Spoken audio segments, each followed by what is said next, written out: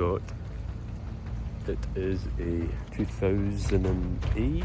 It's got a 5.9. It's the biggest displacement they did, and it's been kept in excellent condition. The interior is phenomenal. I think he's going to be pretty happy with it. We decided to buy my younger brother a truck for Christmas. He's been raving about one, didn't want a smaller truck, he wanted kind of a mid-sized truck. Plus we've been running on one car for the last 4 years, which has been a bit rough.